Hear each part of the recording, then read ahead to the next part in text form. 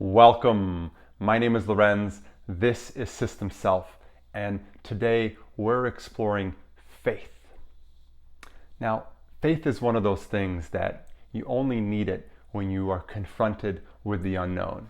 Think about it. If you know what's going to happen, you obviously don't need faith. Faith is only needed when you don't know what's going to happen. And when that thing that's going to happen is important to you, well, that's when you really need faith. Now, inevitably, every person is confronted by situations in their life that feel insurmountable or are completely overwhelming. Some people are incredibly driven. They have a sense of purpose and they have a lot of faith that they can accomplish anything they want. And some people are not. Some people maybe are either searching for purpose or they're just good the way they are. But no matter what kind of person you are, inevitably you will be confronted by overwhelming situations, by things that are important to you that you have anxiety and stress and fear about. And dealing with those situations is where faith really comes into play. This is where a situation can become life defining, the way that you respond to it, the way that you walk through it, the way that you transform through it. When things are easy, there's no reason to change or transform. It's these situations that really elicit the deepest kind of human development and growth. There is a Latin saying, ad astra per aspera, to the stars through hardship. And it is very often through this kind of life-defining hardship that we become fully actualized human beings. And the pathway to that is through faith. Many years ago, I was living in my car on the streets of San Francisco, and this lasted about 11 months while I was struggling to make my startup work out. And I had committed everything to making this project work, and I was struggling. This was some of the hardest time of my life.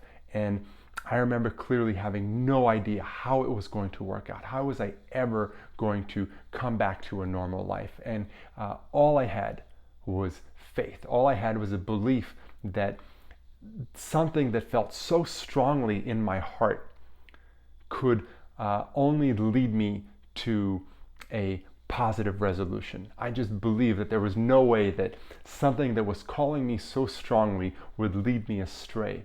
And of course, a year later, I was blessed to raise a significant amount of money and see my project through, but it took everything I had. So what I want to share with you is some insights today around how to work with faith and how to work with these situations. And they might seem obvious, but the point is that it is precisely their simplicity that makes them so powerful. The first is to listen and focus. Because when we're confronted by overwhelming situations, it's easy to become frazzled. It's easy to become overwhelmed with all the choices and decisions and to spread ourselves thin or become frantic and completely discombobulated. And the most powerful thing we can do is to become still. Whatever practice you might have, whether it's a morning meditation or some sort of ritual or prayer or visualization, to come back to that, to reset yourself, and to do that over and over and over again, because inevitably these situations usually last a while.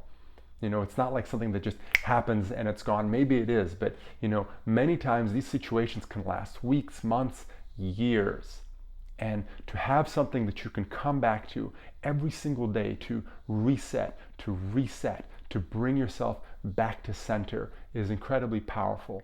And of course, it can be very powerful to also have some sort of visualization practice. Many of the world's greatest athletes and performers visualize the outcomes they want. And this is part of the listening process, to really listen to what wants to emerge. What is the highest outcome here that can happen out of the situation, and to really visualize it and bring it into your being, to feel that possibility within you and live into that future, right? Because it's very easy to live out of a past where we're afraid or anxious, or we're basing our possibilities based on something that happened in the past. But to live into the future based on what we sense from that future based on what we're being receptive to, what we're listening to, and then visualizing that and actualizing it. And of course, the next step is taking action. Because when we feel overwhelmed, it can be easy to become so overwhelmed that we don't do anything, that we just give up before even trying, or we get depressed and deflated. And it's always important when confronted with these situations to take action, even if it's a tiny step, no matter what. I've been in situations where everything seems so dark and everything feels so hopeless. But what's that one tiny thing that I can do to just take another step? Because sometimes all you have to do is take another step so that you can just see around the corner and all of a sudden see that there's actually a much bigger step. But you can't see that from the position that you're at. So you have to find a way to just tune in to the tiniest sliver of possibility and light and live from that, right? Live from that possibility, live from the future, step into that possibility and just take that action, even if it seems completely minuscule or ridiculous, but it feels right in that moment. And so you take that action and you have faith.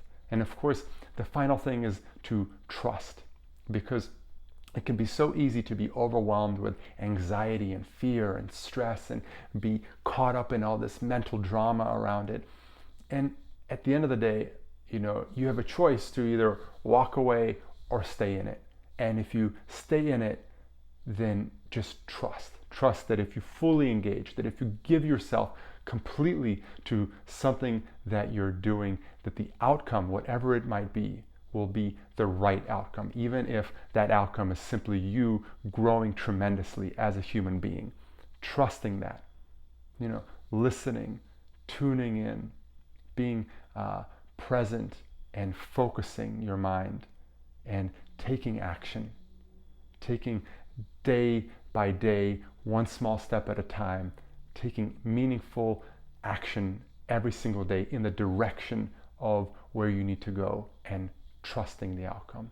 In the Bhagavad Gita, they say you have a right to your work, but not the fruit of your work.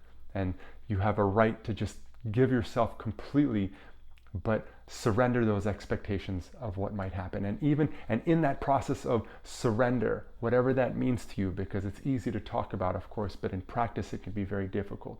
But just bringing that into mind, that you release the expectations, that you give yourself fully, and that in itself takes a lot of pressure and anxiety off of the process. A lot of pressure and anxiety that might be churning up your energy, because you can't deal with all of that.